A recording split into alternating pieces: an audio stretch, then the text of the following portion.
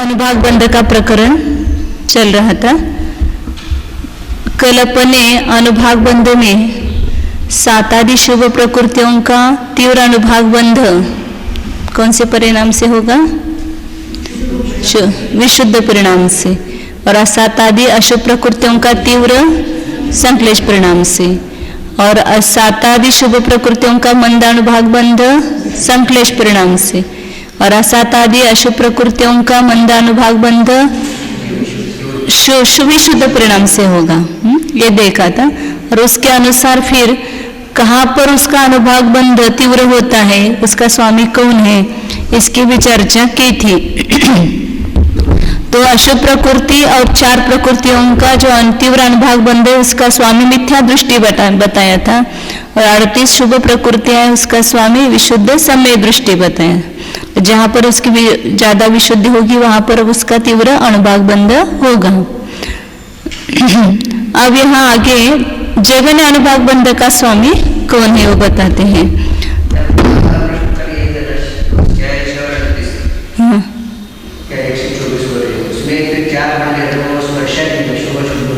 हाँ, कल बताएंगे। शुभ में भी लेना और उसको अशुभ में भी लेना, इसलिए 124 होते हैं। कम सत्थम मुवघादो खवग घाति पणवीसम तीसानमवर बंधो सग सग उच्छेद ठाणंगी। वह सब कौन कौन सी है? वर्ण चौकम असत्थम, अप्रशस्त 4 वर्णादि, मतलब वर्ण रस गंध स्पर्श चारों लेना। अशुभ इसलिए लिया है क्योंकि उसका जगन्य अनुभाग बंध ऊपर के गुणस्थान में बनेगा उस अपेक्षा से। शुभ वर्णादि का तो ऊपर जगन्य नहीं बनेगा ना, इसलिए अप्रशस्त ये सब पाप प्रकृतियां लिए जो भी लिए है वो घाधो उपघात उसके, और खवग घाधी क्षपक श्रेणी पर जिनकी वो बंध विच्छुत्ति होती है ऐसे घातिक प्रकृति, मतलब कितनी है वो? 14। ज्ञानावरण 5, अंतराय 5, दर्शनावरण। और आगे की भी लेना है ना। निद्रा प्रचला हास्यरति भय जुगुप्सा पुरुष वेद, और 4 संज्वलन, ये पणवीसम, ये खवग घाति पणवीसम ऐसा लगाना। शपक की घाती कर्म की 25 प्रकृतियां, अशुभ 4 वर्णादि और उपघात 5 हो गई प्रकृति, और जो क्षपक श्रेणी पर जिनका जगन्य अनुभाग बंध होता है, बंध विच्छुत्ति होती है, ऐसी 25 प्रकृतियां हैं। कौन कौन से? वह 5 ज्ञानावरण, 5 अंतराय, 4 दर्शनावरण। इनकी बंध विच्छुत्ति कहाँ होती है? 10वें गुणस्थान में। निद्रा प्रचला की बंध विच्छुत्ति कहाँ होती है? 8वें के पहले में। हास्यरति भय जुगुप्सा की बंध विच्छुत्ति लास्ट में, 7वें भाग में। और पुरुष वेद और 4 संज्वलन की बंध विच्छुत्ति 9वें गुणस्थान में। ये बंध विच्छुत्ति का बहुत पक्का होना चाहिए, तो सभी ने बराबर घटित होता है। और बंध विच्छुत्ति में ऐसा भी याद करना कि कौन कौन से कर्म की कौन कौन से प्रकृतियां कौन कौन से गुणस्थान में गए। जैसे अभी ज्ञानावरण लिया तो उसकी तो 5 की 5 10वें गुणस्थान में विच्छुत्ति हुई है। दूसरा लिया दर्शनावरण कर्म, अब उसमें 5 निद्रा और 4 दर्शनावरण है। तो जो 5 निद्रा है कहाँ कहाँ पर बंध विच्छुत्ति हुई? स्त्यान वृद्धि त्रिक की विच्छुत्ति 2वें गुणस्थान में। निद्रा प्रचला की विच्छुत्ति है 8वें गुणस्थान में, और 12वें गुणस्थान में 4 दर्शनावरण की विच्छुत्ति। ऐसे एक एक कर्म की लेना। तो दर्शनावरण के वो 2वें गुणस्थान में, 8वें में और 12वें में उसकी बंध विच्छुत्ति है, क्योंकि आगे बंध स्थान वगैरह भी बताएंगे ना, तो उसके लिए भी ये आवश्यक है कि कहाँ कहाँ पर कितने का बंध होगा, तो वो बंध स्थान आएगा ना वहां तक। इसलिए इस अपेक्षा से मोहनीय की कौन कौन से गुणस्थान में कौन कौन से बंध विच्छुत्ति हुई। तो पहले गुणस्थान में मोहनीय की कौन से गई? मिथ्यात्व। 2वें गुणस्थान में अनंतानुबंधी चतुष्क गई, और उसमें 9 कषाय में से स्त्री वेद गई, और पहले में नपुंसक वेद गया। मतलब पहले में मोहनी की 2 हुई, एक मिथ्यात्व और एक नपुंसक वेद। दूसरे में अनंतानुबंधी 4 कषाय और स्त्री वेद। फिर उसके 4थे गुणस्थान में 4 अप्रत्याख्यान कषाय, 5वें में 4 प्रत्याख्यान कषाय, संज्वल इसमें 6ठे में अर्त्य और शोक गया। फिर 8वें गुणस्थान में हास्यरति भय जुगुप्सा गया। फिर 9वें गुणस्थान में पुरुषवेद और संज्वलन 4 कषाय क्रम से गए। हाँ, संज्वलन क्रोधमान मायालोभ। इस प्रकार मोहनीय की बंध विच्युति यहाँ हुई। तो बंध स्थान बताएंगे, उसके भंग बताएंगे, तो सब फिर अपने को सरल हो जाता है। ऐसे पक्का याद होना चाहिए बंध विच्युतियाँ। ऐसे नाम कर्म की, आयु कर्म की सब लेना। अब यहाँ पर अपन देख रहे हैं कि ये 30 प्रकृतियां आचार्य ने कहा पर इसका जगन अनुभाग बंध होता है सग सग ओच्छेद ठाण में। अपने अपनी विच्युतियों का जो स्थान है वहां पर इनका सबसे जगन अनुभाग बंध होगा। हाँ, कौन करता है तो वह सबसे ज्यादा विशुद्धि वहां बनेगी ना। ये पाप प्रकृतियां हैं, तो जहां सबसे ज्यादा विशुद्धि उसकी बनेगी वहीं पर उसका जगन अनुभाग बंध होगा। तो इसका बंध करने वाले जीवों में देखना। तो अप्रशस्त 4 वर्णादि का भी 8वें गुणस्थान तक बंद होता है, इसका अर्थ हो गया। अपन तो सामान्य से वर्ण रस गंध स्पर्श लेते हैं, लेकिन 4 अशुभ वर्णादि और 4 शुभ वर्णादि इन दोनों का बंध 8वें गुणस्थान के 6ठे भाग तक लेना है। तो एक उपघात ही केवल पाप प्रकृति वहां पर नहीं है, अशुभ वर्णादि भी वो 4 पाप प्रकृतियां हैं वहां पर। तो इनके 8वें गुणस्थान के 6ठे भाग में, और उपघात भी 8वें गुणस्थान के 6ठे भाग में उसकी विच्युति होती है, तो वहां पर सबसे जगन्य अनुभाग बंध इनका होगा। एक साथ नहीं, कोई जीव अशुभ वर्णादि बांधेगा, कोई शुभ वर्णादि बांधेगा।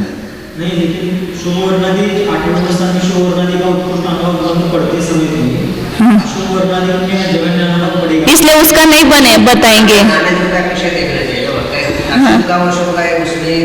हाँ, अब शुभ वर्णादि का आगे बताएंगे, तो उसका जगन अनुभाग बंध तो संश्लेष परिणाम से होगा, इसलिए नीचे आएगा वह। लेकिन यहाँ शुभ वर्णादि का तीव्र अनुभाग बंध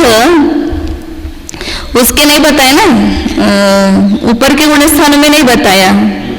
ये 68 जो शेष प्रकृतियां हैं वो चारों गति के संश्लेष परिणाम में मिथ्या दृष्टि जीव को बताया उसका। यानी जो वर्णादि 4 का जो करना है वहाँ 8वें गुणस्थान में, तो अप्रशस्त वर्णादि का भी जगन बंध होगा वहाँ। हाँ, वहाँ पर उसका उत्कृष्ट अनुभाग नहीं लेना, शुभ वर्णादि का वहाँ उत्कृष्ट अनुभाग बंध नहीं लेना। विशुद्ध परिणाम है, फिर भी कुछ प्रकृतियों का बताया ना कि चारों गति के संश्लेष परिणाम में मिथ्या दृष्टि जीव जो उसका, वो अभी वहाँ शुभ वर्णादि है उसका संश्लेष परिणाम वाला नहीं बांधेगा। अभी कहाँ पर बंधा आया था उसका, उसमें आया नहीं नाम, तो इसमें ही आ गया ना फिर वहां पर। हाँ नहीं, 38 में आएगा ना वह, शुद्ध सम्य दृष्टि बांधेगा, ऐसा सामान्य नियम बताया था वहां पर।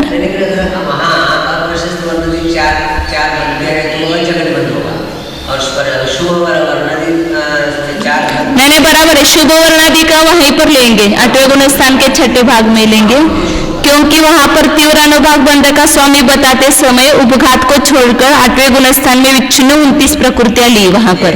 तो शुभ वर्णादि लिया तो 8वें गुणस्थान के 6ठे भाग में ही उसका तीव्र अनुभाग बंध होगा, और अशुभ वर्णादि का वहां पर जगन्य अनुभाग बंध होगा।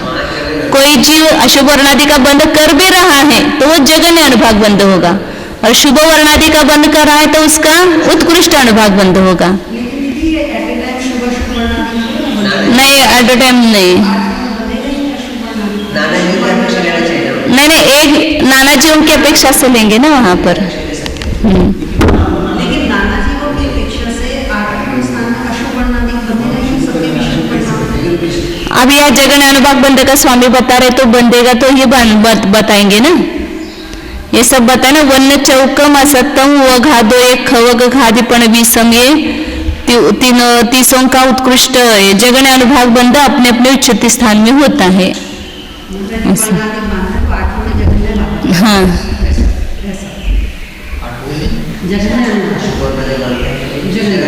सबसे जगन्य बहुत कम अनुभाग बंधेगा उसका। और कैसे बंधेगा इसे वहाँ पर इतने विशुद्ध परिणाम का अशुभ वर्णादि कैसे बंधेगा?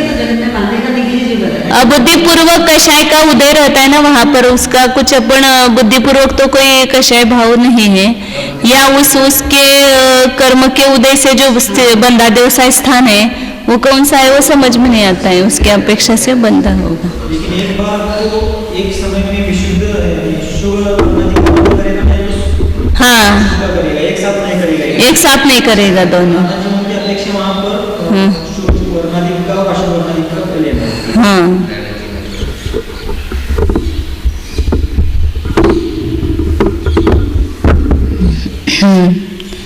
अनत हो गए, ये अपने अपने उचित स्थानों में उपघात हो गया। और क्षपक की 5 ज्ञानावरण, 5 अंतरावरण, 4 दर्शनावरण, इसका जगन्य अनुभाग बंध कहाँ होगा? 10वें गुण स्थान के अंतिम समय में, जो उसका सबसे जगन्य अनुभाग बंध होगा। स्थिति बंध भी जगन्य हो रहा है और अनुभाग बंध भी वहाँ जगन्य हो रहा है, क्योंकि विशुद्ध परिणाम है। और कौन सी आई उसमें? निद्रा और प्रचला, इसका 8वें के पहले भाग में जगन्य अनुभाग बंध होगा। हास्य रति भय जुगुप्सा का 8वें के छठे भाग में जगन्य अनुभाग बंध होगा। पुरुष वेद का अपवेद के उसके पहले सवेद के अंतिम समय में, सवेद भाग के अंतिम समय में जहाँ पर उसकी बंध विच्छुत्ति हुई वहां पर उसका सबसे जगन्य अनुभाग बंध होगा। और 4 संज्वलन कश है, अपने अपने बिंदु विच्छुत्ति स्थान लेना। दूसरे भाग में क्रोध, तीसरे भाग में मान, माया और लोभ, उसका सबसे जगन्य अनुभाग बंध होगा। ये सरल है। अभी आगे 171 नंबर गाता है। रतियम मिच्छम मिच्छेय देहु विदिय को हादि देसे तदीय कसाया संजम गुण पथि दे सोलम। अनंतानुबंधी मतलब अनंतानुबंधी 4। इस और थीनतीयम स्त्यानत्रिक, मिच्छ मने मिथ्यात्व, इनका जगन अनुभाग बंध मिच्छे अय मिथ्यात्व में लगाना। अयदे मतलब असंयत में विदिय को आदि, दूसरे जो अप्रत्याख्यान आवरण क्रोधाधिक, देश मतलब देश संयत में तदीय कसाय मतलब प्रत्याख्यान आवरण क्रोधाधिक। ये संयम गुण पत्थि दे, संयम गुण के में प्रस्थान कर रहे, संयम गुण को प्राप्त हो रहे, उसके तरफ सन्मुख है। ऐसे जीवों को 16 प्रकृतियों का 16 हुए नहीं जगन्य अनुभाग बंध होगा। अनंतानुबंधी 4 और मिथ्यात्व, एक मिनट, त्यानत्रिक और मिथ्यात्व, इस प्रकार 8 प्रकृतियां जो है इसका सबसे कम अनुभाग बंध संयम गुण के अभिसन्मुख मतलब पहले से 7वें गुण स्थान में जा रहा है। और सबसे अनिवृत्तिकरण के अंतिम समय में सबसे विशुद्ध परिणाम होगा, वहां पर इनका जगन्य अनुभाग बंध होगा। हाँ,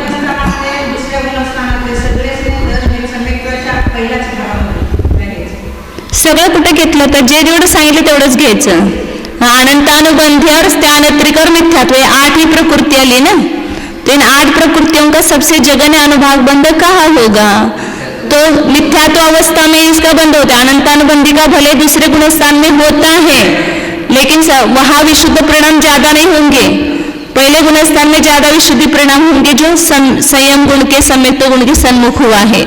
इसलिए कल जो आपका प्रश्न था ना 13 का, वो उसका भी उत्तर आ जाता है कि अनंतानुबंधी का वहां पर जगन्य अनुभाग बंध नहीं बताया दूसरे गुण स्थान में, पहले गुण स्थान के अंतिम समय में उसका जगन्य अनुभाग बंध बताया, क्योंकि दूसरे गुण स्थान से भी वहां चढ़ते समय विशुद्ध परिणाम ज्यादा होंगे।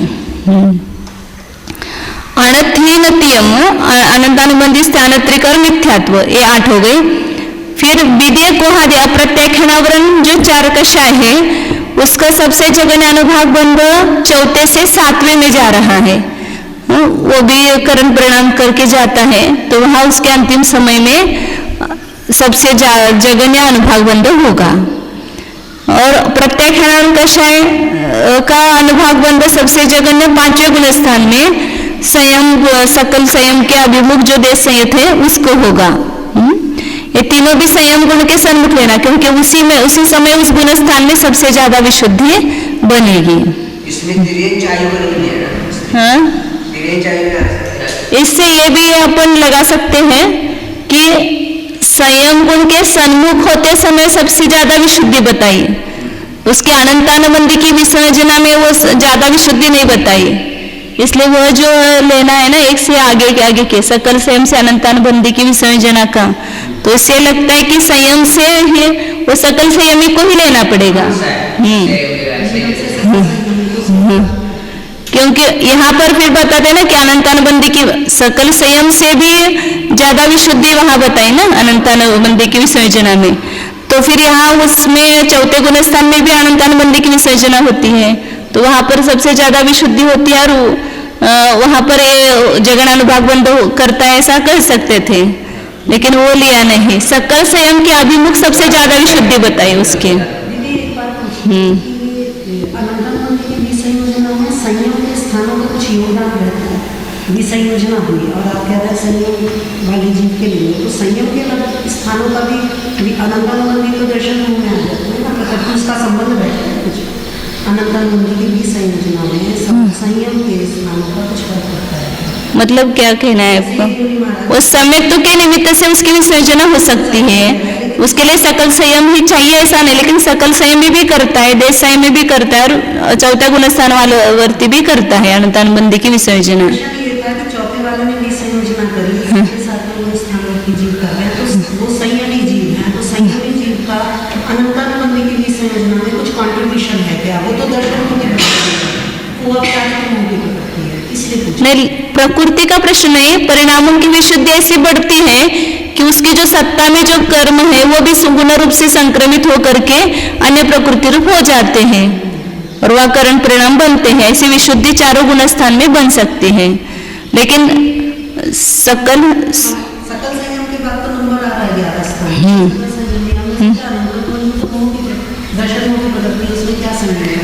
दर्शन होने की प्रकृति हो, लेकिन विशुद्ध परिणाम इसके बन रहे ना, हाँ करण परिणाम के बन रहे हैं, तो उससे वो दर्शन होने की हो तो भी उस अनंतानुबंधी को तो चारित्र मुनि कहा है, ऐसे दर्शन मुनि नहीं कहा है उसको, चारित्र मुनि ही कहा है, दर्शन मुनि कहा है उसको। हाँ काम करता है, तो इसलिए एक अपेक्षा से उसको कहा सम्यक्त्व का घात करने वाला है, इसलिए द्विस्वभावी, लेकिन रखा तो उसको चारित्र मुनि में है ना उसको। तो ये निर्मित है कि विसंयोजना करते हुए भी जो सातवें गुणस्थान में जो विसंयोजना करने वाले साधक हैं उनकी विशुद्धि ज्यादा होगी विसंयोजना। चतुर्थ गुणस्थान अथवा पंचम अथवा छठे गुणस्थान में करने वाले से भी सातवें गुणस्थान वाले साधक की विशुद्धि ज्यादा होगी। तो विशुद्ध होने में लब्ध स्थान तो कारणीभूत है ना, संयम की जो लब्ध स्थान है और इतना निश्चित है, अभी अपने को देश संयम लब्धि स्थान असंख्यात लोक प्रमाण है और ऊपर सकल संयम के जो 10 स्थान असंख्यात लोक प्रमाण है, तो आगे की विशुद्धि के परिणाम है ना, तो जब भी 5 गुण स्थान वाले को अनंतानुबंधी विसर्जना होगी तो देश संयम के जो स्थान है उसी विशुद्ध परिणामों में होगी, और सकल संयमी को होगी तो उसी के जो अनुभव स्थान है उसी के बीच के जो कोई विशुद्धि परिणाम है उससे बनेगी। हाँ, तो इसलिए वो ज्यादा नहीं बनेगी ऐसा, मतलब तर्क से तो लगता है। अब इसको अपन खोजते रहेंगे और कहीं कुछ मिलेगा तो अपने विचार में एक तर्क रखना है उसको। ऐसा भी इसमें तर्क लग सकता है। अभी जैसे जो सातवें गुण संवर्ती साधक है वो कोई भी संयोजना विशेष कार्य नहीं कर रहे, सिर्फ उनका छठे से सातवीं में, सातवीं से छठे में नियमित कार्य चल रहा है, और एक जीव है जो 5वें, 4थे, 6ठे गुण स्थान में संयोजना करा जाएगी, तो भी वो विशेष कार्य करते हुए भी उसकी विशुद्धि लब्ध स्थान नीचे ही होंगे ना, नीचे ही होंगे ना उसके स्थान। इसलिए एक तर्क रखना, ऐसा करें तो ऐसा एक लिख करके रखना चाहिए ऐसे। आगे अब 172 नंबर गाता है। पमत्ते पमत्त शुद्धेव अरदिसो गाणं नरतिरे सुमतियं व्यलं वेगो वचक्काऊ।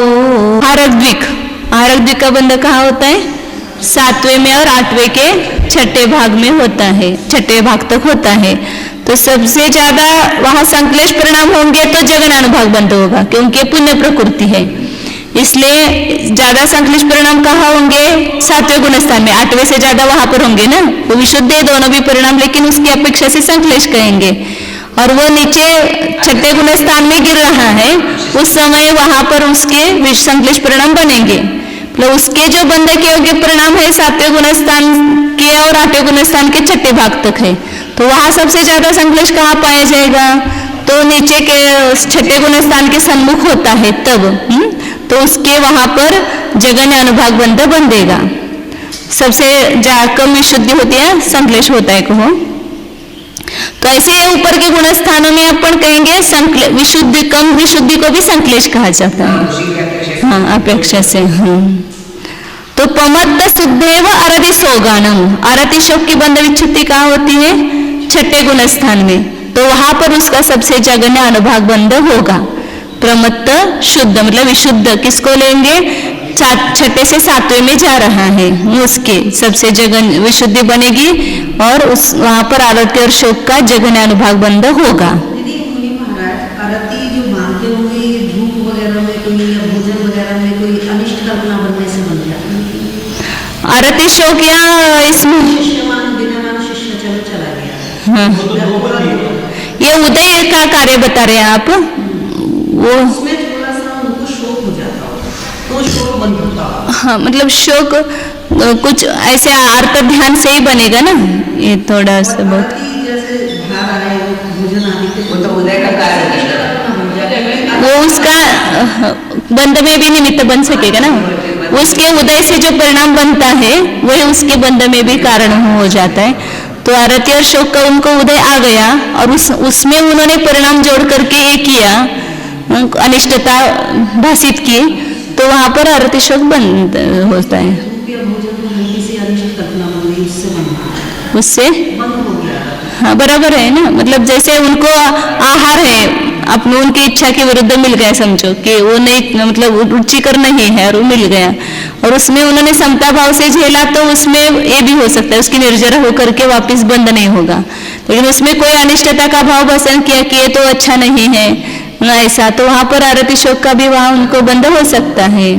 वैसे अंदर परिणाम तो इतने ये है चंचल, और उसका वो प्रायश्चित भी कर सकते आगे, मतलब ये मैंने जो भाव किया, क्योंकि अपने अपने कषाय जैसे जैसे परिणामों की विशुद्धि बढ़ती है तो अपने कषाय भी अपने ज्ञान रूपी दर्पण में आ जाते हैं कि अब ये दोष हुआ, ये दोष हुआ, और उस दोषों का प्रायश्चित प्रतिक्रमण करते रहते हैं। हाँ, जागरूक इसलिए कहा है कि जागरूक होते हैं ना, तो दूसरों को समझ में नहीं आया उनको भाव, लेकिन वो समझ सके अपने भाव को, उसके वो क्या कर सकते उसकी विशुद्धि कर सकते। आरती शोक दोनों का प्रमत्त के विशुद्ध परिणाम वाले को लेना। नरतिरिय सुमत्यम, अब आगे जो बताइए वो नामकर्म की अशुभ प्रकृतियां, सूक्ष्मत्रय, वियल आणि विकलत्रय, वैक्रिक षटक ये पुण्य प्रकृति, उसमें से वैक्रिक शरीर, वैक्रिक अंगोपांग, देव शरीर, देवगति, देवगत्यान ये 4 तो पाप पुण्य प्रकृति है, और 2 नरकद्विक पाप प्रकृति है, और 4 आयु, इनका सामान्य से बताया स्वामी मनुष्य और तिर्यंची होगा, क्योंकि इनका बंध मनुष्य और तिर्यंची करता है। मनुष्य और तिर्यंची आयु का बंध देव और नारकी भी करते हैं, लेकिन जो लब्ध पर्याप्तक मनुष्य या ऐसी छोटी आयु वाला जो है वो बंध कौन करते हैं? मनुष्य और तिर्यंची करते हैं, इसलिए उसका अनुभाग भी उसके साथ में जगह नहीं पड़ेगा ना, ऐसे संक्लेश परिणाम से बंद होगा तब, तो मनुष्य और तिर्यंची को ही 4 आयु का जगन अनुभाग बंध पड़ेगा। और सूक्ष्मत्रय का बंध भी मनुष्य तिर्यंची करते हैं, विकलत्रय का भी मनुष्य तिर्यंची करते हैं, और वैक्रिक षटक का भी बंध मनुष्य और तिर्यंची करते हैं। तो यहाँ पर सूक्ष्मत्रय, विकलत्रय इनका तो जगन अनुभाग बंध लेना है ना, तो उसके जो बंध के योग्य परिणाम होंगे उसमें थोड़ी विशुद्ध परिणाम होंगे तो उसका जगन अनुभाग बंध होगा, क्योंकि पाप प्रकृति है ना, और उसमें ज्यादा संक्लेश वाले परिणाम होंगे तो उसका तीव्र अनुभाग बंध होगा। इसलिए अपेक्षाकृत वहां पर विशुद्ध और संक्लेशता लेना, क्योंकि सूक्ष्मत्रय और विकलत्रय को बंधने वाले परिणाम तो अपन कहेंगे अशुभ ही है, संक्लेश ही है, संक्लेश रूप ही है। लेकिन फिर उसमें जो कम संश्लेष वाला परिणाम है उससे जगन्य अनुभाग बंध बंधेगा, और ज्यादा संश्लेष वाले परिणाम है उससे तीव्र अनुभाग बंध बंधेगा। और वैक्रियक षटक में क्या लेंगे? देवगति, देवगत्यान, पूर्वी वैक्रिक शरीर, वैक्रिक अंगोपंग, इनका जगन्य अनुभाग बंध तो संश्लेष परिणाम से होगा। तो देवगति का बंद कर रहा है उस समय समझो भवनत्रिक आदि के देव का बंद कर रहा है ऐसे, तो वहां पर कम जगन्य अनुभाग बंध बंधेगा। संश्लेष परिणाम से होगा ना, देवगति देव द्विक और वैक्रिक द्विक का, और नरक द्विक और उसके साथ में वैक्रिक द्विक का जब बनेगा तो वहां उस नरक गति के बंध के योग्य जो परिणाम है उसमें पुण्य प्रकृति, इसलिए जगन्य अनुभाग बंध संश्लेष परिणाम से होगा। जगन्य अनुभाग बंध है ना यहाँ पर। और नरक द्विक जो है पाप प्रकृति है, इसलिए उसका जगन्य अनुभाग बंध कहाँ पर होगा?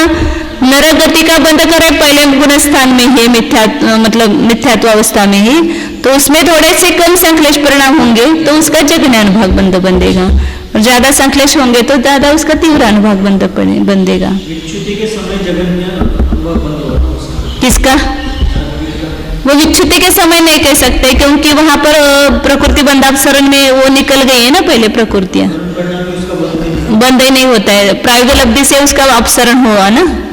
उसके पहले जहां पर भी थोड़े विशुद्ध परिणाम होंगे तो वहां पर उसका जगन्य अनुभाग बंध लेंगे।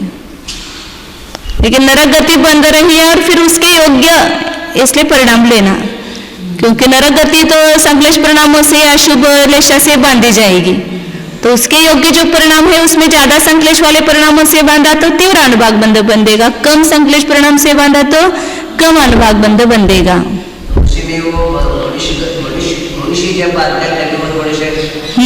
मनुष्य ही बांधा है ना, मनुष्य और तिरंचे दोनों, मनुष्य और तिरंचे दोनों स्वामी हो सकते हैं उसके। जगन्य अनुभाग दोनों को भी बताया, मनुष्य भी और तिरंचे भी दोनों स्वामी होते हैं। हाँ, दोनों भी स्वामी, क्योंकि दोनों भी सब जगह जा सकते हैं, सभी प्रकार का उदय उनको आ सकता है ना, दोनों को भी।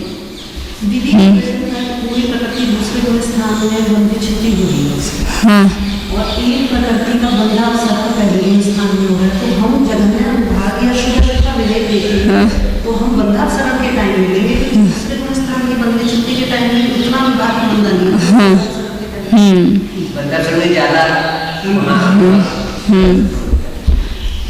यहाँ तो नरक द्विक का पहले गुणस्थान में बंध विच्छुद्धि है, देव गति की तो 8वें गुणस्थान के 6ठे भाग में है, तो वहां पर उसका उत्कृष्ट अनुभाग बंधेगा, लेकिन यहाँ पर उसका जगन्य अनुभाग बंधेगा नीचे। अब आगे कौन से बताए? इसमें हो गए सूक्ष्म, ये 16 प्रकृतियां हो गई, सूक्ष्म त्रय, विकल त्रय, वैक्रियक षटक और आयु 4। इसमें वो नोट्स का भी वो देखा ना, कोष्टक जैसे जैसे मैं बता रही हूँ ना ऐसे।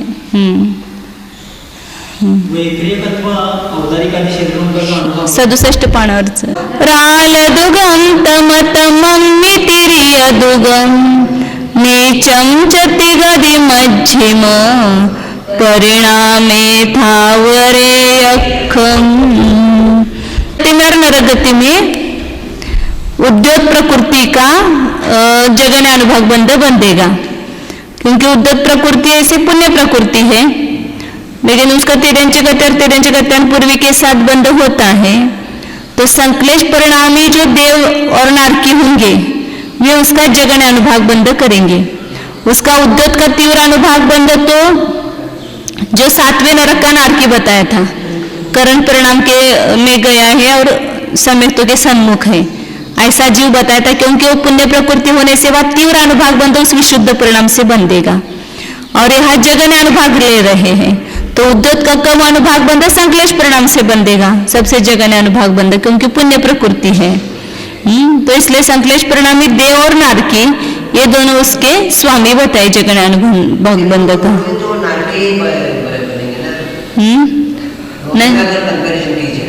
हाँ, नहीं, देव को भी यदि संश्लेष परिणाम होते हैं और उस समय उसका तिरंच गति का और उद्योत का बंध हो रहा है, तो वो उद्योत और तिरंच गति के बंध के योग्य जो परिणाम है उसमें ज्यादा संश्लेष वाला परिणाम होगा, तो वहां पर उस देव को भी उसकी जगन्य अनुभाग बंध हो सकता है।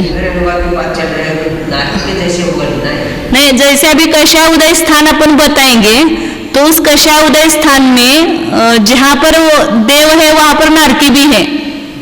वो कषाय उदय स्थान देव को भी उदय रूप है और नारकी को भी उदय रूप है, तो दोनों स्थान में है तो उसका वो जगन अनुभाग बंद कर सकते हैं ना। लेशा भले ही वो अलग अलग है लेकिन कषाय उदय स्थान एक है। ऐसे वो शुभ उसकी तो तेजो लेशा और इसकी कृष्ण लेशा है या कापोत लेशा है या नीलेशा है। हाँ हाँ, कषाय उदय स्थान एक है दोनों का, वो लेना। हाँ हाँ, कषाय उदय स्थान भी और उसके जो स्थिति बंधा व्यवसाय स्थान अनुभाग बंधा व्यवसाय स्थान कहे हैं वो भी सेम हो सकते हैं ना दोनों का, अनुभाग बंधा व्यवसाय स्थान।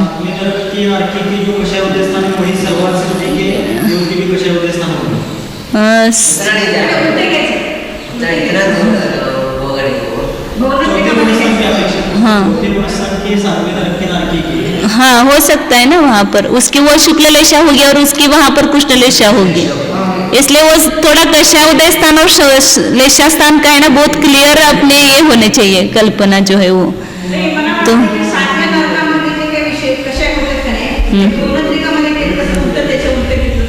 ऐसा कुछ नहीं है, 1 मिनट में बताती हूँ।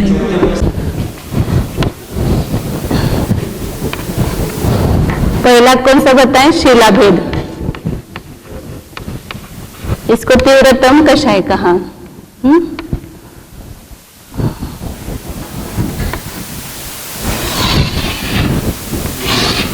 मतलब एक कषाय उदय स्थान यहाँ से लेकर यहाँ तक है, ऐसा अपन समझे कषाय उदय स्थान है।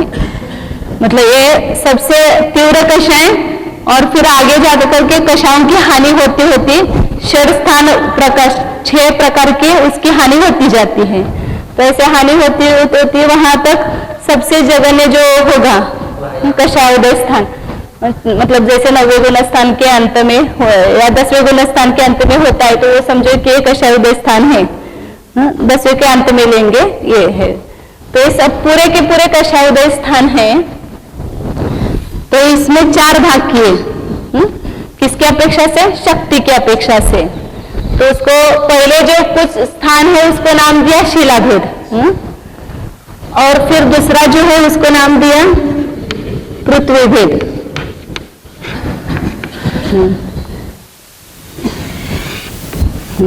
फिर तीसरा है वह धूलि रेखा,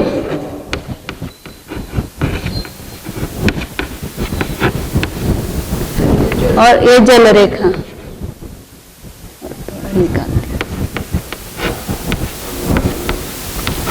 तो कषाय उदय स्थान को शक्ति की अपेक्षा से 4 भागों में बांटा है। उसमें अब वो कहाँ गए दीदी? तो इसमें लेशा के स्थान बताए 14 इसी के अंतर्गत। तो एक कषाय उदय स्थान है तो उसमें जो पहले शिलाभेद के स्थान है तो वहां कृष्ण लेशा ही पाई जाएगी, दूसरी कोई लेशा नहीं पाई जाएगी यहाँ पर। तो ये सब लेशा का स्थान यहाँ पर एक ही है, कृष्ण लेशा का स्थान है। और ये कितने स्थान है? तो जितने कषाय उदय स्थान है उसमें बहुभाग स्थान है। अपने कषाय मार्गना में देखा था लेकिन अभी वापस उसको देखा नहीं तो भूल जाते हैं ना, तो नहीं इनको बोल रहे हो। तो ये बहुत मतलब ये सब आगे के परिणाम एक भाग है और ये परिणाम बहुभाग है। जैसे अपन ने उदाहरण लिया था ना, इसमें 1 लाख और इसमें 90,000 ये है और 10,000 ये है आगे के। हाँ दिखता है, वो अभी ज्यादा निकालना है ना इसलिए अपने को बड़ा निकालना पड़ता है, लेकिन ये परिणाम सबसे ज्यादा है भूभाग प्रमाण, इसलिए संख्या स्थान ज्यादा बताया ना, उसका एक कारण बता रहे मैं आपको। तो ये भूभाग स्थान है। फिर यहाँ जो एक भाग रहा उसके भूभाग पृथ्वी भेद के हैं स्थान। अब यह पृथ्वी भेद के जो कषाय उदय स्थान है उसमें पहले भूभाग स्थान, इसके भी पृथ्वी भेद में भी जितने स्थान है उसमें पहले भूभाग स्थान केवल कृष्ण लेशा के है, उसमें दूसरे किसी प्रकार की लेशा नहीं होगी। तो ये थोड़ा थोड़ा निकालती हूँ, कृष्ण लेशा का ही स्थान है। हाँ, यहाँ पर भी कृष्ण लेशा पाई जाएगी, तो ये बहुभाग प्रमाण और इसका एक भाग का भी यहाँ ये बहुभाग प्रमाण आया, तो ये संकलेश स्थान ही है पूरे के पूरे, यहाँ पर शुद्ध स्थान नहीं है। अब यहाँ से आगे जो कषाय उदय स्थान है उसमें कृष्ण लेशा भी होगी और नीलेशा भी होगी। मतलब कषाय उदय स्थान मतलब यहाँ जो अविभाव प्रतिच्छेद है वो समान है, समझो 100 इसमें है समझो, तो कषाय के तो अविभाव प्रतिच्छेद समान है, लेकिन यहाँ लेशा दोनों प्रकार की हो सकते हैं। उस कषाय में कृष्ण भी लेशा हो सकती है और नील भी लेशा हो सकती है। ऐसा नहीं कि मतलब किसी जो को उस कषाय में कृष्ण लेशा बनेगी, किसी को नील लेशा बनेगी, तो हाँ तो उसमें उनका जो अंदर का जो योग परिणाम प्रवृत्ति है या उसके जो अभिप्राय है उसमें अंतर होगा कृष्ण लेशा और नील लेशा में। हाँ, कृष्ण और नील लेशा हो गया यहाँ पर। लेकिन कृष्ण लेशा और नील लेशा के वो भिन्न होते हुए हाँ, उनका जो कषाय है वो समान है, कषाय दोनों की समान हो, मतलब कषाय समान हुए मतलब उसके जो अविभाव प्रतिच्छेद है समान हुए, लेकिन वहां लेशा दो भिन्न भिन्न जाति की हुई, उसको अलग परिणाम हुआ, उसको अलग उसी कषाय में उसको किसी को मारने का भी परिणाम आ सकता है और किसी को जिलाने का भी परिणाम आ सकता है। लेकिन यहाँ पर वो कृष्ण नील दोनों अशुभ है, तो अशुभ की अपेक्षा से लेना है वहां पर। फिर यहाँ पर आगे जाकर के कृष्ण और नील लेशा के ही स्थान है, ये जो एक भाग रहा उसका जो दो भाग है उसमें ये स्थान जो है केवल कृष्ण और नील लेशा रूप ही है, इसमें तीसरे कषाय नहीं है। अब आगे के जो स्थान है उसमें कृष्ण में यहाँ से यहाँ तक तो नील लेशा के परिणाम नहीं थे, यहाँ कृष्ण नील और कृष्ण नील और कापोत तीनों भी लेशा हो जाए, नील लेशा के थे कापोत के नहीं थे, तो यहाँ पर कृष्ण लेशा के भी होंगे, नील लेशा के भी हो सकते हैं और कापोत लेशा के। कषाय उदय स्थान समान है, मतलब कोई 7वें नरक का नारकी समझो यहाँ है तो उसको कृष्ण लेशा कही जाएगी, उसको भी कषाय का उदय हो सकता है, और उसके 4, 5वें नरक का नारकी है तो उसको वहां नील लेशा उसी कषाय में उसकी नील लेशा होगी, और पहले दूसरे तीसरे नरक का नारकी तो उसको कापोत लेशा होगी, और मनुष्य तिरंश तो उसको भी कोई भी लेशा हो सकती है, उनको तो सभी लेशा की परमिशन है ना, इसलिए उनको किसी भी कषायांश में जिस प्रकार के परिणाम बनेंगे उस प्रकार उसके अनुसार वो कैटेगरी में वो लेशा होगी उसको। एका समय मध्ये म्हटलं नाही, ह्या कषायामध्ये इस कषायांश में इस कषाय ये जो कषाय का अविभाग प्रतिच्छेद है उन अविभाग प्रतिच्छेद तो कषाय उदय स्थान समान है, लेकिन लेशा अलग अलग है तीन की। इसलिए कहा जाता है कि मनुष्य भी नारी जैसा प्रकट करता है। हाँ, तो ये सब कषाय उदय स्थान ऐसे ही है, यहाँ तीनों प्रकार की लेशा बन सकती है, मतलब कषाय सेम लेकिन लेशा अलग अलग हो गई उसकी। उसके परिणामों की जाति जो है वो अलग अलग है, इसलिए लेशा अलग अलग हो गई भिन्न प्रकार की। फिर उसके आगे जो असंख्यात लोक प्रमाण स्थान है इसमें अब यहाँ तक तेजोलेशा नहीं थी, फिर इस कषाय अंश से लेकर के ही तो विशुद्ध स्थान बनेंगे, तो यहाँ से ही बनेंगे, ये पहले के जो है वो विशुद्ध स्थान नहीं बनेंगे, क्योंकि सब अशुभ लेशा ही है, तो यहाँ पर सब संकलेश ही परिणाम होंगे, इसलिए संकलेश परिणाम बहुभाग प्रमाण है, ऐसा कहा वहां पर। अब यहाँ से लेकर के कृष्ण नील कापोत और पीत भी लेशा बनेगी, तेजोलेशा, तो समझो देव है उनको यहाँ से कषाय उदय स्थान बन सकते हैं, इसके पहले के कषाय उदय स्थान नहीं बनेंगे उनको, क्योंकि उसके हाँ ऊपर निर्भर है। वही कषाय में मैंने कहा ना कि यहाँ पर उसी कषाय में कोई वैर भी बांध सकता है और उसी कषाय में किसी पर दया भी कर सकता है, कषाय सेम है लेकिन उसका वो कार्य अलग अलग है, भिन्न भिन्न है उस कषाय का, वो जाति भिन्न है। हाँ ऐसे, तो यहाँ पर तो कृष्ण नील कापोत पीत चारों भी लेशा यहाँ पर इस कषायांश में हो सकते हैं, तो इतने कषाय स्थान तक वो चारों लेशा बनेगी, ये लेशा देव में है ये कषायोदय स्थान तो वह पितलेशा बन सकती है। और कृष्णलेशा है, 7वें नरक में कषायोदय स्थान है तो वह कृष्णलेशा बनेगी। और 4थे 5वें नरक में है तो उस वहां पर नीलेशा बनेगी उसी कषांश में। और पहला दूसरा तीसरा नरक है तो कापतलेशा बनेगी। और मनुष्य तिरंज तो चारों में से कोई भी बन सकती है लेशा वहां पर। ऐसे ही ये स्थान जो असंख्यात लोक प्रमाण चारों लेशा के हैं।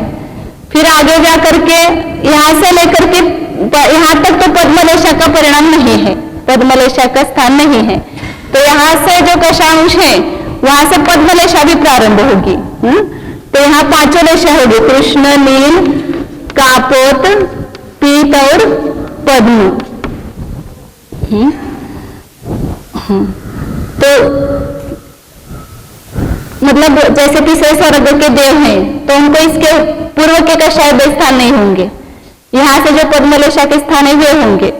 तो यहाँ पर जो कषायोदय स्थान है वो नारकी को भी हो सकता है, स्वर्ग के देव को भी हो सकता है, तीसरे स्वर्ग से 12वें स्वर्ग तक के बीच में, या मनुष्य तिरंज को भी हो सकता है, सबको हो सकता है। तो कषायोदय तो समान है लेकिन वहाँ लेशा अलग अलग है, अलग अलग।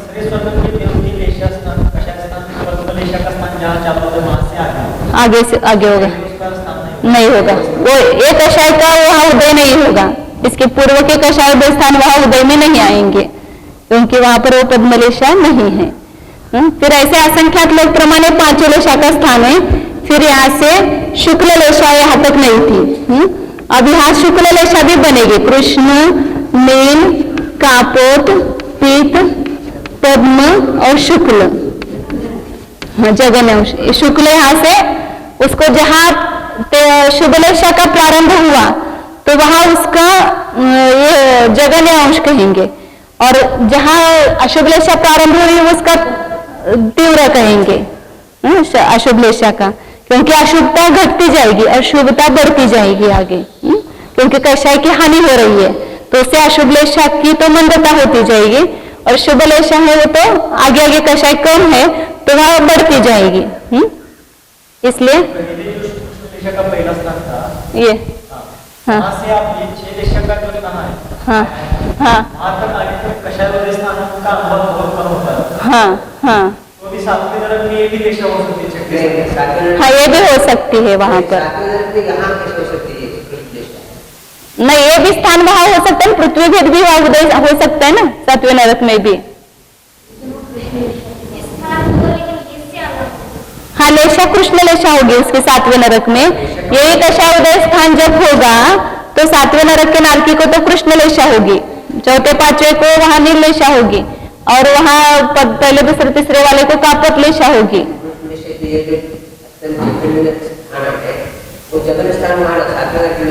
अभी जगह में आए नहीं ना, जगह में अभी आगे है ऐसा। हाँ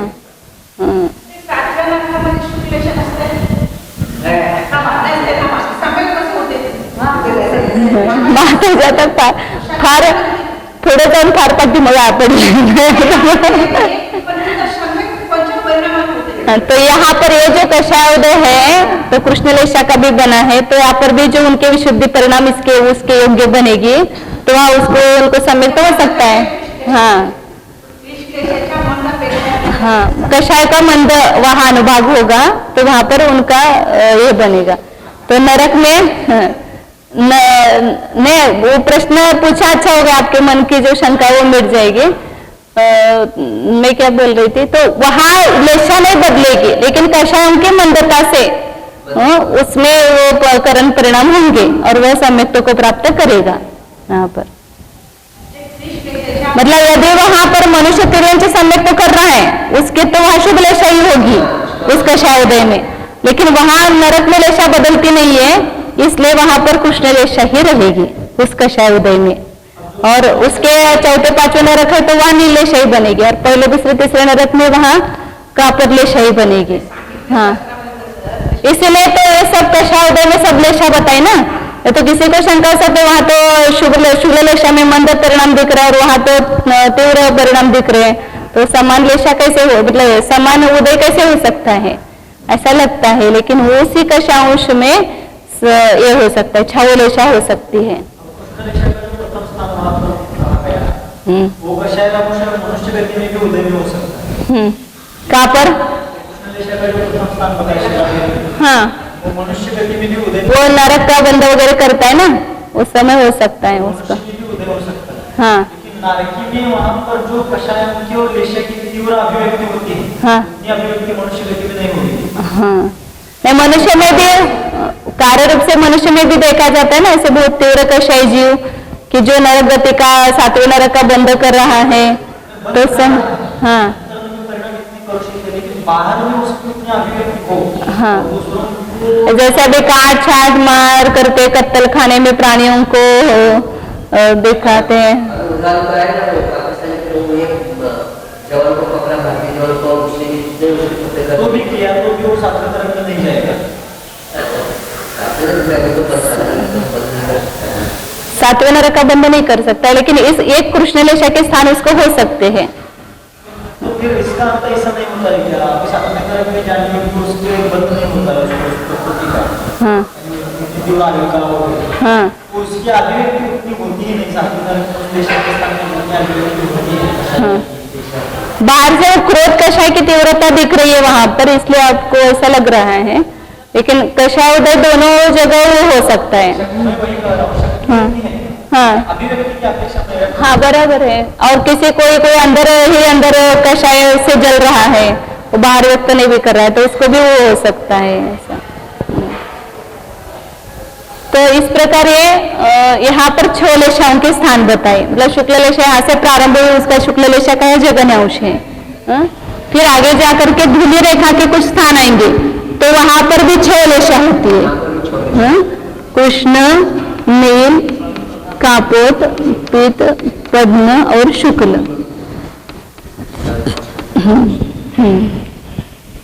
तो यहाँ पर भी 6 लेशा होती है। तो ये मतलब कषाय उदय समान है, लेकिन लेशा 6 हो गए, और कषाय से धूली रेखा के तो ऐसे मंद ही दिख रहे हैं ना वहां पर, क्योंकि कषाय की तो मंदता ही होती जा रही है, लेकिन उतनी कषाय की मंदता में भी कृष्ण लेशा हो सकती है। ये समझिए, मतलब 4थे गुणस्थान में भी अपन देखते वहां पर भी 6 लेशा बताई ना, तो वहां 4थे गुणस्थान में ऐसे यहाँ के जो संक्लेश तीव्र कृष्ण लेशा है, कषाय उदय स्थान है, वो नहीं होंगे वहां पर। ऐसे ये थोड़े मंद कषाय रूप जो स्थान है उसमें वो शुभ लेशा अपने कृष्ण लेशा बनेगी उसकी, क्योंकि यहाँ तो सब नरकाई के बंध के कारण बताया ना ये सब परिणाम। यहाँ पहले या तो पहले इतने तीव्र है कि वो आयु के बंध के कारण ही नहीं है, फिर यहाँ से आगे के परिणाम जो है नरकाई के बंध के कारण है, फिर आगे है वो नरकाई के बंध के कारण है, ये भी नरकाई के बंध के कारण है, और बाकी जो आगे है एक आयु बढ़ती जाती है वहाँ। मनुष्य वो नरकाई तिरंचाई के लिए भी बंध के कारण है, फिर नरकाई तिरंचाई मनुष्य के भी बंध के कारण है, वो भी इस बंधाबंध स्थान सब बताए हैं। फिर धूली रेखा में आज 6 लेशाओं का परिणाम हो सकता है। अब यहाँ तक ही कृष्ण लेशा खत्म हो जाएगी, वो यहाँ तक बनती है ना, यहाँ पर भी बांधता है ना। कृष्ण लेशा वाला मनुष्य तिरंच है तो वो नरकाई बांध सकता है ना वो। यहाँ से फिर आयु एक कम होती जाती है ना आगे। यहाँ पर अपने अभी पुस्तक नहीं है, वहां पर यहाँ पर 4 आयु बताई ना, यहाँ पर 4 आयु बताई है। हाँ,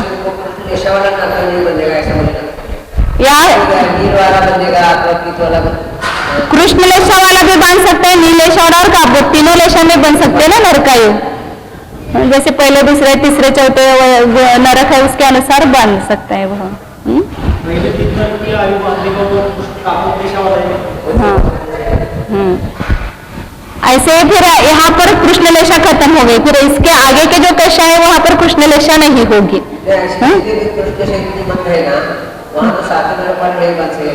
7वें नरक वाला नहीं, लेकिन 6ठे नरक वाला वगैरह बांध सकते, 6ठे नरक की बांध सकता है ना वहां पर कृष्ण लेशा। इसलिए वो उन्होंने वो बताते समय भी वो जगन्य, मध्यम और उत्कृष्ट ऐसे बताए ना वहां पर। जगन्य तेजोलेशा भवनत्रिक में, फिर उसमें सौदर्मेशन में मध्यम लेशा, ऐसे जगन्य वहां तेजोलेशा नहीं होगी, उसके आगे के परिणाम होंगे, और वहां उसके ऊपर के गुणस्थान में उसके और आगे के परिणाम होंगे। इस प्रकार आगे आगे वो जगन्य में मतलब पहले जो ग्रुप है वो जगन्य लेंगे, फिर बीच का ग्रुप है उसको मध्यम लेंगे, और उसके ऊपर आगे का ग्रुप है उसको तीव्र लेंगे। तो यहाँ पर पांचवें नरक से चालू हो गए ना कृष्ण लेशा, तो पांचवें नरक में इधर के कृष्ण लेशा के अंश होंगे ऐसे, और जो इसमें छठे नरक में बीच के होंगे, और सातवें नरक में ज्यादा कृष्ण रेशा के स्थान होंगे, ऐसे अलग। फिर आगे दूल्हे रेखा में ये 5 लेशा यहाँ पर है, यहाँ पर 6 लेशा थी, अब यहाँ कृष्ण लेशा नहीं है, बाकी 5 लेशा ही है। तो नील कापोत भी है और तेज पीत पद्म भी है, पीत पद्म शुक्ल भी है। फिर यहाँ से आगे नील लेशा नहीं रहेगी, जैसे वो नील लेशा कम हो गई तो यहाँ आगे 4 ही लेशा के स्थान है। फिर वहाँ नील लेशा भी खत्म हो गई, कापोत लेशा भी खत्म हुई, तो वहाँ केवल 3 ही लेशा शुभ लेशा ही होगी, एक अंश में शुभ लेशा ही होगी, अशुभ लेशा नहीं होगी। तो नारकी के तो इसके आगे के परिणाम होंगे ही नहीं ना, इधर के वो कापोत लेशा तक के हो सकते हैं उसको पहले नरक में, पहले दूसरे नरक में है। तो पहले नरक में सबसे ज्यादा जगह ने कापोत है, तो ये आगे आखिर के जो है वो पहले नरक में बन सकते हैं। तो इधर के भी बनेंगे थोड़े और ये भी बनेंगे। 4 लेशा का स्थान जहाँ तक है वहाँ तक ही नारकी के परिणाम। हाँ, उसके आगे के कषाय अंश वहां पर कषाय उदय नहीं होगा। तो यहाँ 3 शुभ लेशा ही, फिर 2 शुभ लेशा ही है और 1 शुक्ल लेशा ही है। फिर आगे की जो है वो शुक्ल लेशा के स्थान है, और जल रेखा में केवल शुक्ल लेशा ही है एक। तो ऐसे इतने मंद कषाय में केवल शुक्ल लेशा ही हो सकती है। तो यहाँ जो सर्वा सिद्धि वगैरह के देव है ना, तो उनको ये ज्यादा परम शुक्ल लेशा कही है, तो ये ज्यादा शुक्ल लेशा के स्थान उनको होंगे। यहाँ मनुष्य तिरंचे को तो सभी प्रकार के स्थान बताए, लेकिन और देव और नारकी उनकी अपेक्षा से अपन ये निश्चित कर सकते हैं कि वहां जो शुक्ल लेशा यहाँ से चालू हुए जगन्य, तो यहाँ से ही वहां पर 14वें स्वर्ग से लेकर 13वें स्वर्ग से लेकर के ये जगन्य या 12वें स्वर्ग में भी जगन्य शुक्ल लेशा बताए। तो ये प्रारंभ के शुक्ल लेशा के वहां हो सकते हैं, और बीच के शुक्ल लेशा के वहां नवग्रह और उसमें हो सकते हैं, और परम शुक्ल लेशा जो बताए तो इधर के जो स्थान है वो सर्वार्थ सिद्धि आदि में हो सकते हैं। और मनुष्य तिरंचे को तो तीव्र भी होगा, मंद भी होगा, मंदतर भी होगा और तीव्रतर भी होंगे, सभी प्रकार के परिणाम उसको होंगे।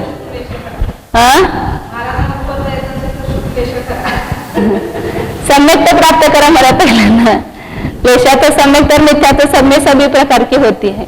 लेशा में अपने को थोड़ा ये होता है, तो एक ही कषाय में 6 प्रकार की लेशा होती है।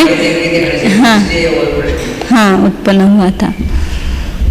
तो संकलेश परिणामी देव और नारकी वो चल रहा था अपना, उद्योग प्रकृति का दोनों भी बंद करेंगे, तो वही संकलेश परिणाम देव को भी हो सकता है और नारकी को भी हो सकता है। लेशा अलग होगी फिर भी वही संकलेश परिणाम दोनों को समान हो सकता है, तो वह उद्योग प्रकृति का दोनों भी बंद कर सकते हैं, जगन्य अनुभाग बंध।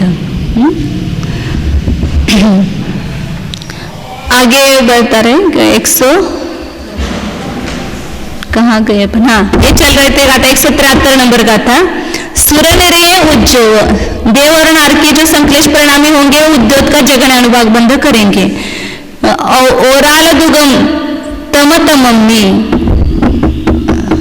औदारिक द्विक का भी वही दोनों लेंगे, मतलब सुरनरे उज्जव ओराल दुगम यहाँ तक रुकना है।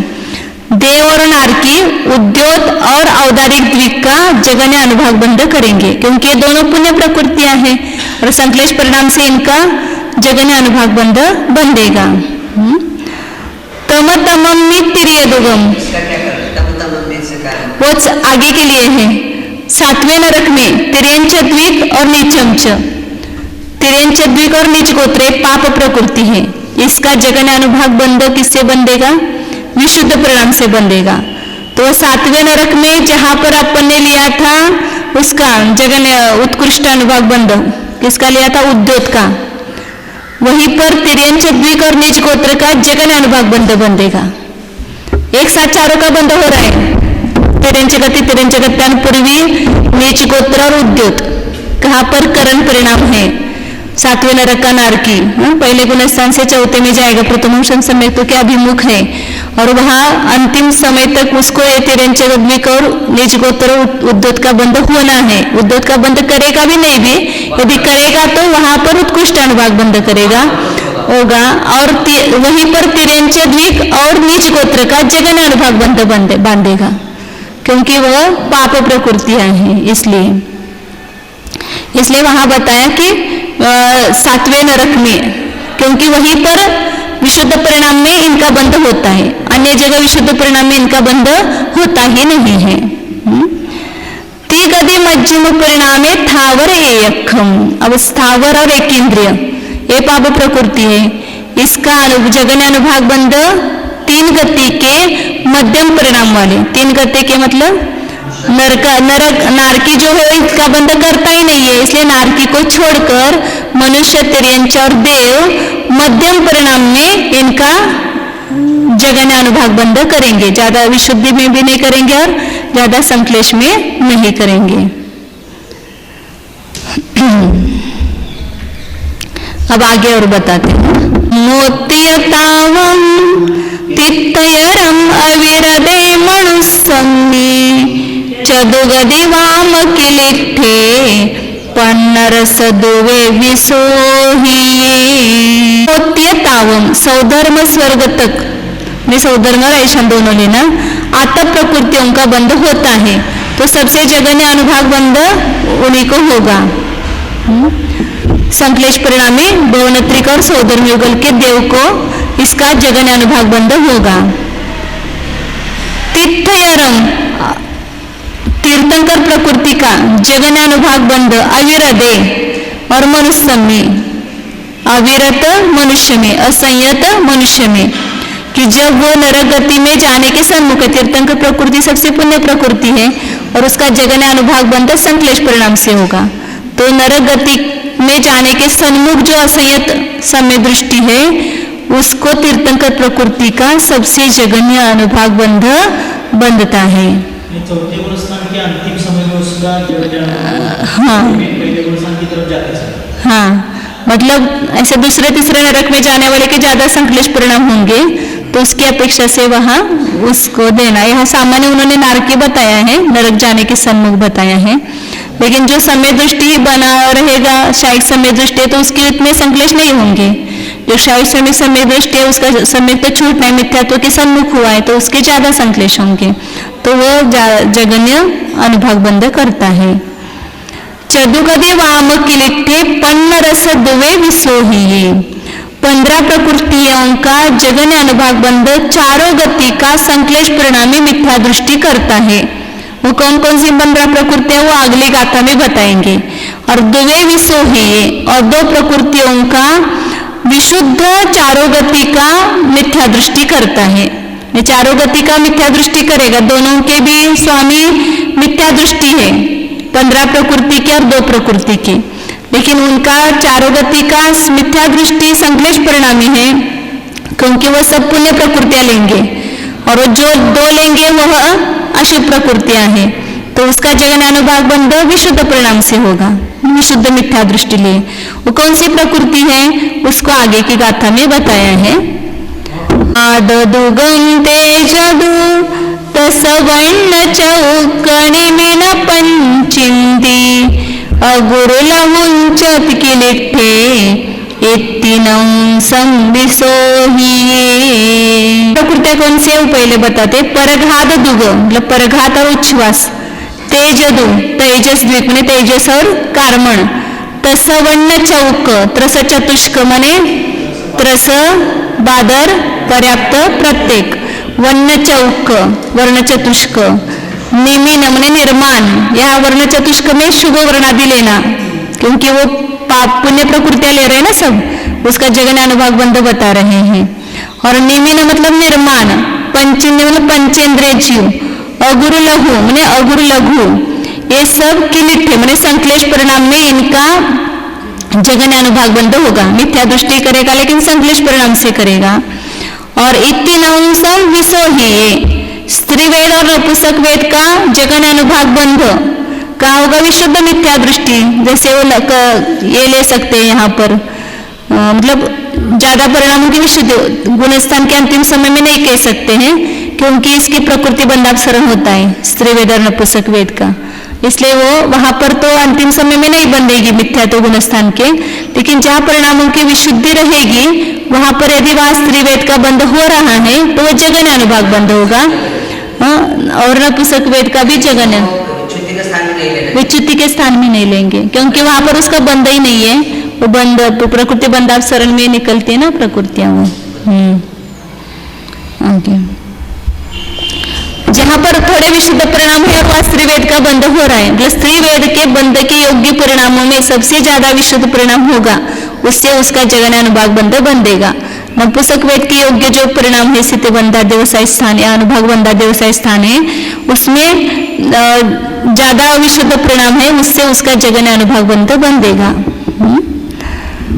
अब आगे 250 और 16 66 2 67 68 69 71 कितने वाले होते 69 हो गए ना। 3 72 और 2 75 76 77 और 77 और 15 92 और 2 94 झाल्या। तो बाकी की रह गए अभी 31 चुकलं वाटतं कुठेतरी 93 झाले असतील 93 हो गए ना प्रकृत्या। हाँ हाँ वर्गात उच्छ्वास 15 आहे की तिथं 2 स्त्रीवेद आणि नपुंसक वेद, तो 93 प्रकृतियां हो गई ऊपर की और ये 31 प्रकृतियां रह गई। तो उसका कौन स्वामी है वो अगले गाथा में बता रहे। 106 अट्ट अपरियट्ट मध्यमो यजति परिवर्तमान मध्यम मिथ्या इट्ठी दुते विसम सम्मो वा मिथ्यो वा सम्यक दृष्टि अथवा मिथ्या दृष्टि। 8 मैंने 8 प्रकृतियों को अपरियट्ट मध्यमो यजति, वो अपरिवर्तमान मध्यम परिणामी है तो वह बांधेगा।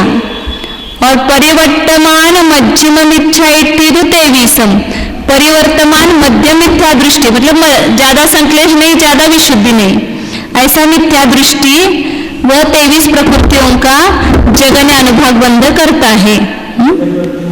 हाँ अभी उसकी व्याख्या की है कि अपरिवर्तमान मतलब यदि उसके संक्लेश मतलब बढ़ता जाता है या विशुद्धि बढ़ती जाती है या घटती जाती है तो घटता ही जाएगा, वापिस नहीं आएगा, या बढ़ता जाता है तो बढ़ता ही जाएगा, वो वापिस नहीं आएगा, उसको कहेंगे अपरिवर्तमान। मतलब फिर से नहीं आया तो उसको कहेंगे अपरिवर्तमान।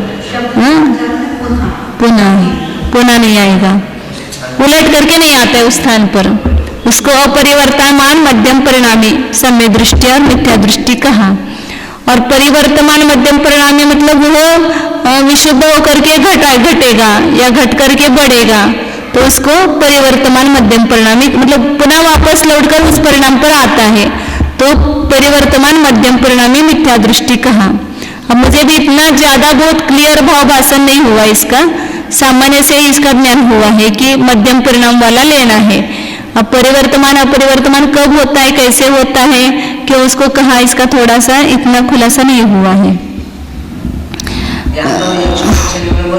बाकी के जैसे वो क्लियर कल्पना है ना, इस प्रकार इसका कभी वर्णन आया नहीं कहीं पर, इसलिए उसको थोड़ा मतलब ज्यादा क्लियर नहीं कर सकते कि इतना ही वो शाब्दिक अर्थ लगाएंगे कि अपरिवर्तमान मतलब पुनः उस स्थान पर नहीं आता है वो अपरिवर्तमान।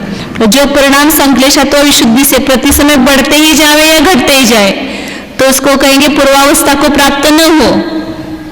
जैसे अभी समझो 5वें गुण स्थान में या 7वें गुण स्थान में परिणाम की शुद्धि बढ़ती जा रही है, वापिस उस परिणाम पर आया नहीं, श्रेणी पर भी जैसे बढ़ता ही जाता है, तो वो अपरिवर्तमान मध्यम परिणाम कहेंगे। और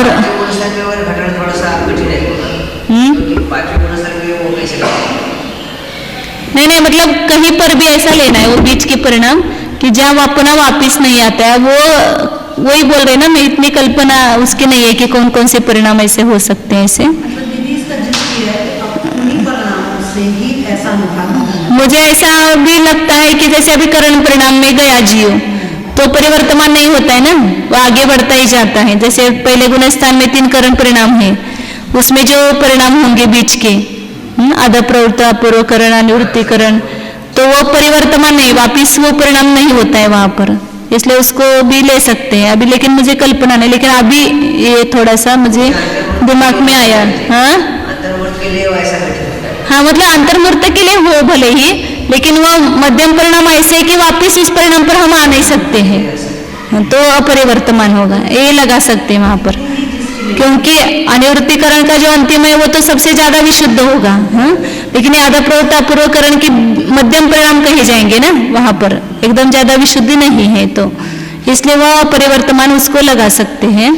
और परिवर्तमान मतलब जैसे अभी है करण परिणाम नहीं कर रहे हैं, अभी हमने विशुद्ध परिणाम किया, पहले संश्लेष परिणाम हुआ था, फिर विशुद्ध हुआ, वापिस वो संश्लेष परिणाम हो सकता है, तो ये परिवर्तमान मध्यम परिणाम लेंगे। ये विशिष्ट जो परिणाम है ना उसको ये अपरिवर्तमान मध्यम परिणाम कहते होंगे, जैसे ये वगैरह है करण परिणाम वगैरह है वैसे। अपरिवर्तमान परिणाम संश्लेष और विशुद्धि दोनों में ले लेना है।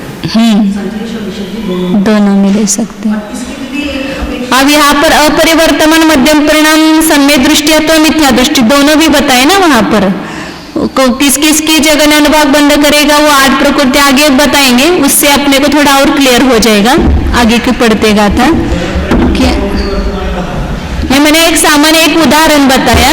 हाँ हाँ, सुहजस साद दुगम उभयमिच्छेव उच्च संठाणम सहदिगमनम नरसुर सुभगादे जान जुम्मंच। इसमें सब प्रकृतियां बता दे, देखो आचरण की विशेषता। 8 प्रकृतियां कौन कौन सी है? स्थिर दुग, सुह दुग, जस दुग, साध दुगम, ये 8 प्रकृतियां हो गई। स्थिर अस्थिर, शुभ अशुभ, यश अयश, साता और असाता। अब 23 प्रकृतियां बताइए। उभय मतलब दोनों में जो बंधने वाली, जगन अनुभाग दोनों में बनता है कहा था ना, सम्य दृष्टि अथवा मिथ्या दृष्टि। मिच्छेव मिथ्यात्व में ही बंधने वाली, जगन अनुभाग जिनका बंधता है, मिथ्यात्व में बंधने वाली नहीं, जगन अनुभाग जिनका बंधता है वो प्रकृतियां कौन कौन सी है? उच्च में उच्च गोत्र, संतान मैंने संस्थान, संहदी मैंने 6 संस्थान लेना है, 6 संस्थान और 6 संवनन 12 यही हो गए। उच्च गोत्र एक हो गया, 13 हो गए। मनोगमनम मैंने विहाय गति दोनों लेना, कितने हो गए? 15 हुए ना। फिर नर सुर सुभग आदि जान जुम्मम 4 का द्विक लेना, मनुष्य द्विक, देव द्विक, सुभग द्विक और आदेय द्विक, ये 8 हो गए। मैंने 15 और 8 23 हो गए। अब इसमें 8 में भी दोनों मिक्स है, शुभ अशुभ, स्थिर भी है अस्थिर भी है, शुभ अशुभ, यश अयश, साता असाता। मतलब ये अस्थिर प्रकृति का 6ठे गुण स्थान में जगन अनुभाग बंध नहीं कहा, मिथ्या दृष्टि समय दृष्टि सामान्य से कहा उन्होंने। हाँ, माने अस्थिर का तो उदय बंध विच्छुति का है 6ठे में है, अशुभ की भी 6ठे में है, आयुष की भी 6ठे में है, लेकिन इसका जो जगन अनुभाग बंध है वह कहीं पर भी हो सकता है। हाँ, उन्होंने वो कारण दिया है, उसका भी मैं विचार करे, लेकिन अभी ज्यादा एकदम ये नहीं हो रहा है कि फिक्स, मतलब ये नहीं हो रहा है। उन्होंने आगे प्रश्न पूछा है, उसको अपन पढ़ते हैं बाद में। और जो स्थिर शुभ यश और साता ये चारों क्या है? पुण्य प्रकृतियां हैं। तो इसका तो समझ में आता है कि ये जगन अनुभाग बंध मिथ्या दृष्टि करेगा, या मध्यम परिणाम वाला सम्य दृष्टि भी लिया है। मतलब ज्यादा तीव्र संश्लेष वाला भी नहीं लिया यहाँ, और ज्यादा विशुद्धि वाला भी नहीं लिया। मतलब पुण्य प्रकृति के लिए ज्यादा संश्लेष वाला नहीं लिया, और पाप प्रकृति के लिए ज्यादा विशुद्धि वाला नहीं लिया। और उच्च गोत्र भी पुण्य प्रकृति है, उसके लिए भी ज्यादा विशुद्ध वाला नहीं, संश्लेष वाला नहीं लिया, मध्यम मिथ्या दृष्टि लिया, मध्यम परिणामी। संस्थान संवनन भी, इसमें भी दो प्रकार की प्रकृतियां हैं। समचत्र संस्थान पुण्य प्रकृति है, और बाकी के 5 संस्थान और वज्रषभ नाड़ा संवनन पुण्य प्रकृति है। बाकी के 5 संवनन जो है वो पुण्य पाप प्रकृतियां हैं। तो इन दोनों के जगन अनुभाग बंध जो है मध्यम परिणाम से बताया, ज्यादा विशुद्ध परिणाम से भी नहीं और ज्यादा संश्लेष परिणाम से भी नहीं। विहाय गति द्विक, मनुष्य द्विक, देव द्विक, शुभ, ये तो 3 मनुष्य द्विक, देव द्विक और सुभग आदेय पुण्य प्रकृति है, तो इनका भी अनुभाग बंध चौथे गुणस्थान में जगन ने नहीं बताया, नहीं ये तो पुण्य प्रकृतियां हैं, इसलिए इसका संक्लेश परिणाम से जगन अनुभाग बंध होगा। और अप्रशस्त भी आयोगति दुर्भग और अनादेय ये पाप प्रकृतियां हैं, तो इनका भी अनुभाग बंध ज्यादा विशुद्ध परिणाम में नहीं बताया, संक्लेश पर मध्यम परिणाम में बताया। तो परिवर्तमान मध्यम परिणाम में मिथ्या दृष्टि कभी भी इसका जगन्य अनुभाग बंध कर सकता है, ऐसा सामान्य नियम बताया।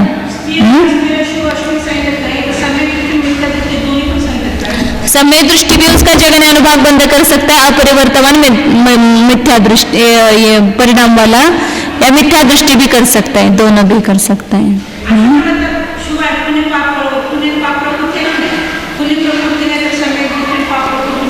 पुण्य प्रकृतियों का जगन्य अनुभाग बंद होना अच्छा नहीं है, वो संक्लेश परिणाम से होगा, लेकिन वो समय दृष्टि को भी ऐसा मध्यम संक्लेश परिणाम हो सकता है जिससे वो उसका जगन्य अनुभाग बंद करेगा, और मिथ्या दृष्टि को भी वो हो सकता है, दोनों को हो सकता है वह परिणाम। अब यहाँ वो शंका की है, हाँ तो छठवें गुणस्थानवर्ती ही अनुभाग बंध चुकी के समय करता है, नहीं ऐसा नहीं लिया ना, ऐसा नहीं लेना है। तो उसके लिए वो प्रश्न किया है यहाँ पर कि वहाँ वैसा क्यों नहीं लिया, तो इसमें नोट्स में भी मैंने वो प्रश्न लिखा, उनमें से सर्वोत्कृष्ट परिणाम 3 प्रकार के, उत्कृष्ट, मध्यम और जगन्य। उनमें से सर्वोत्कृष्ट विशुद्ध परिणामों से जगन्य अनुभाग बंध प्रशस्त प्रकृतियों के अनुभाग की अनंत वृद्धि गुणी वृद्धि का प्रसंग प्राप्त होता है।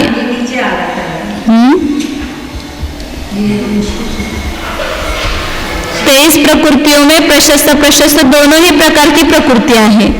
यदि सर्वोत्कृष्ट विशुद्ध परिणामों से उनका जगन्य अनुभाग बंध कहते हैं, तो अप्रशस्त में जितना अनुभाग बंध होगा उससे अनंत गुणा अनुभाग बंध प्रशस्त प्रकृतियों का होगा, तब जगन्य अनुभाग बंध नहीं रहता।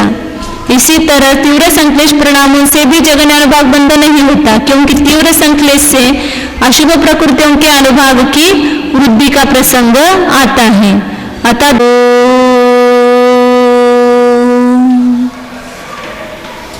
जानिए, यह मैं शुद्ध चैतन्यमय जीव ही हूँ। देखिए अपने को,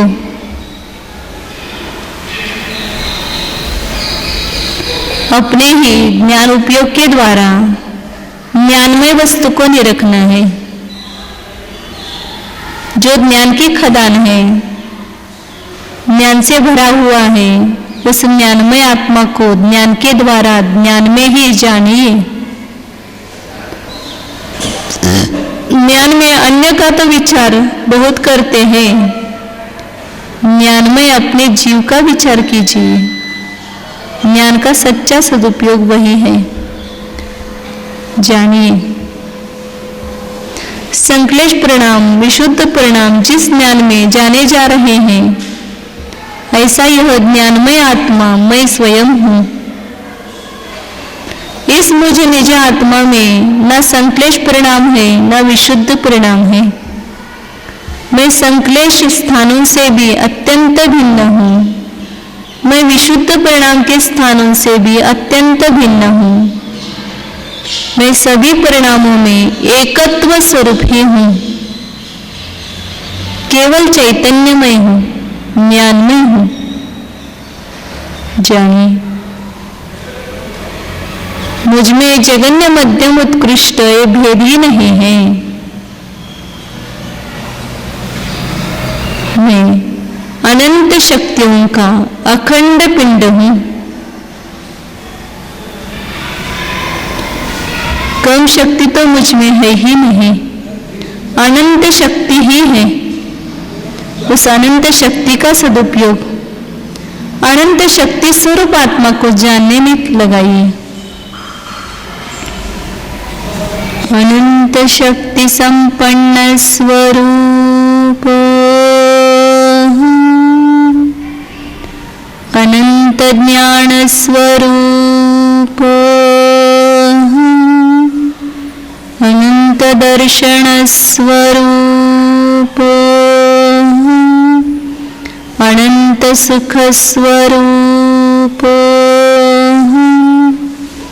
अनन्तवीर्यस्वरूप शुद्धोऽहम् एकोऽहम् ध्रुवोऽहम् ॐ।